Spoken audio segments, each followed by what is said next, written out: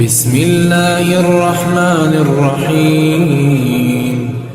فرمایا کہ اس کے حضور استغفار کرو، وہ آسمان سے بارشیں نازل کرے گا، تمہیں بیٹے بھی دے گا، تمہیں مال بھی دے گا، لہلہاتے باغ بھی ہوں گے، چلتی نہریں بھی ہوں گی، معیشت کا پہیہ چل جائے گا اگر تم اللہ سے ڈرنے والے بن جاؤ گے۔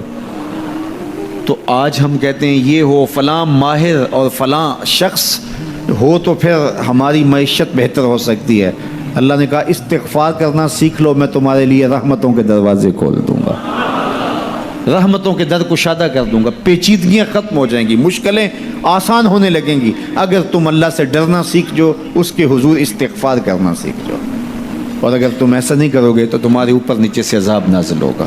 وَهُوَ الْقَادِرُ، وہ اس بات پہ قادر ہے، ان یبعث علیکم عذاباً، کہ وہ تمہارے اوپر عذاب نازل کرے، تمہارے اوپر سے، تمہارے نیچے سے۔ اللہ اکبر۔ اوپر کا عذاب کیا ہے کہ آسمان سے پتھر برسیں، نیچے کا عذاب کیا ہے زلزلے آئیں، یا پھر زمین فصل دینا چھوڑ جائے، زمین بنجر ہو جائے، یہ نیچے کا عذاب ہے۔ حضرت عبداللہ ابن عباس رضی اللہ تعالیٰ عنہ فرماتے ہیں اوپر کا عذاب یہ ہے تمہارے حکمران نااہل ہوں، اور نیچے کا عذاب یہ ہے تمہاری اولادیں نافرمان ہو جائیں۔ یہ اوپر اور نیچے کا عذاب ہے جس میں تمہیں مبتلا کر دیا جاتا ہے۔ یہ کب ہوتا ہے؟ جب تم اللہ کے حکموں کے نافرمان ہو جاؤ۔ جب چند لوگ اللہ کے نافرمان ہو جاتے ہیں تو پھر ان چند لوگوں کو انفرادی اذیتوں میں اور مشکلات اور پیچیدگیوں میں مبتلا کیا جاتا ہے۔ لیکن جب کوئی قوم من حیث المجموع اللہ کے حکموں کو توڑتی ہے اور اس کے احکام سے روح گردانی کرتی ہے تو پھر پوری قوم کو مشقتوں میں، اذیتوں میں، تکلیفوں میں مبتلا کر دیا جاتا ہے۔ اس کا علاج کیا بتایا؟ استغفار۔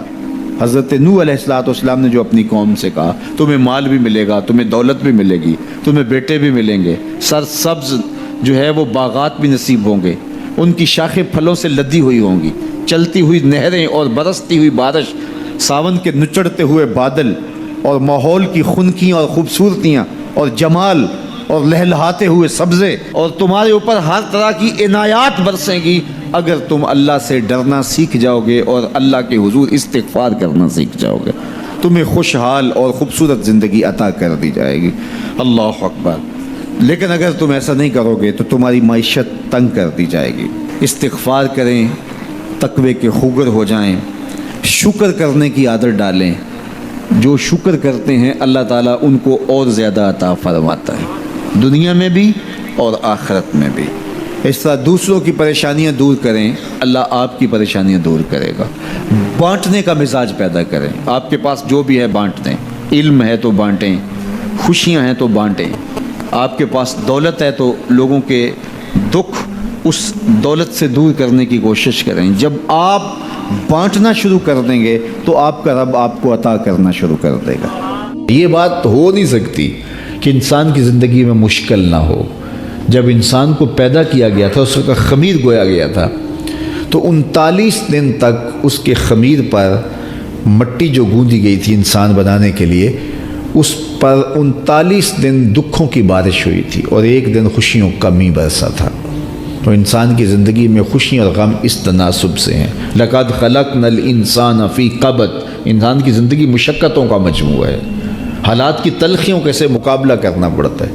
لیکن حالات مشکل ہو جائیں تو ان سے نکلنے کا راستہ کیا ہے؟ تو سنیے قرآن کیا کہتا ہے، وَمَن يَتَّقِ اللَّهَ يَجْعَلْ لَهُ مَخْرَجًا وَيَرْزُقْهُ مِنْ حَيْثُ لَا يَحْتَسِبُ۔ جو اللہ سے ڈرنے لگ جاتا ہے، تقوی اختیار کر لیتا ہے، تو پھر اللہ تعالیٰ جل شانہ اس کے لیے مخرج پیدا کر دیتا ہے، یعنی اس مصیبت سے نکلنے کے اللہ راستے دیتا ہے۔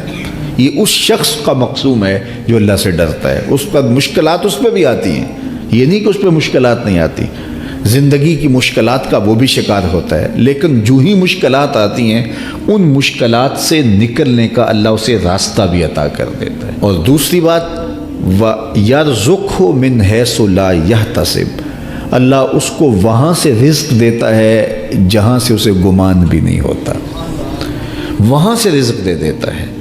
بندہ تو یہ کہتا نا کہ مجھے یہاں سے ملے گا، یہاں سے، ایک بندے کی منصوبہ بندی ہے، لیکن جو اللہ سے ڈرنے والا ہوگا اللہ اس کو وہاں سے رزق دے گا جہاں اسے گمان بھی نہیں ہوگا، خیال بھی نہیں ہوگا کہ یہ راستہ بھی حصول رزق کا ہو سکتا ہے۔ تو یہ میرے رب کا وعدہ ہے اور میرے رب کے وعدے سچے ہیں۔ تو جب تم اللہ سے ڈرنے لگو گے تو یہ تخت و تاج، یہ دنیا کی عزتیں، یہ تمہارے قدموں میں ہوں گی۔ اس سے ڈرنے کا نتیجہ ہے جو تمہارا رب تمہیں عطا فرمائے گا۔ حضرت عمر رضی اللہ تعالیٰ عنہ کی خدمت میں ایک شخص آیا، اس نے کہا میرے ہاں اولاد نہیں ہے، تو آپ نے کہا استغفار پڑھا کرو۔ ایک دوسرا شخص آیا کہ صاحب بارشیں نہیں ہوتی، فرمایا استغفار پڑھا کرو۔ تیسرا شخص حاضر خدمت ہوا اور کہا کہ ہمارے ہاں قحط کا عالم ہے، فرمایا کہ استغفار پڑھا کرو۔ تو کوئی پاس بیٹھا تھا، اس کے اٹھ کے جانے کے بعد کہا کہ مختلف لوگ مختلف سوال لے کر آئے اور آپ نے ایک ہی جواب دیا کہ استغفار پڑھا کرو۔ تو کہا میں نے اپنی طرف سے تھوڑا دیا، یہ تو میرے رب کا فرمان ہے۔ کہا وہ کیسے؟ کہا سورہ نوح پڑھو، فَقُلْتُ اسْتَغْفِرُوا رَبَّكُمْ۔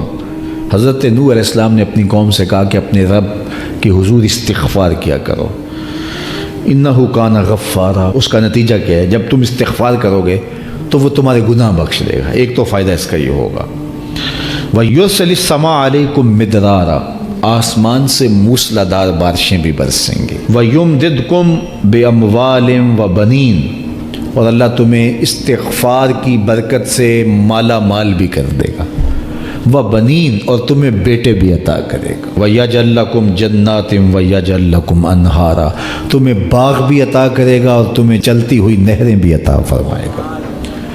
آج میں سمجھتا ہوں کہ پاکستانی قوم کو اجتماعی استغفار کی ضرورت ہے۔ آپ کے دریاؤں کا پانی سوکھ گیا، استغفار کریں گے اللہ تعالیٰ ان کو پانیوں سے مالا مال کر دے گا، بارشیں ہوں گی، قحط سالیاں دور ہوں گی، بے اولادوں کو استغفار سے اولاد نصیب ہوگی، اور معیشت کی بہتری جو ہے وہ استغفار کے ذریعے سے ہوتی ہے۔ تو یہ 5 چیزیں بیان فرمائیں، تو استغفار سے خوشحال زندگی کا تصور ابھرتا ہے۔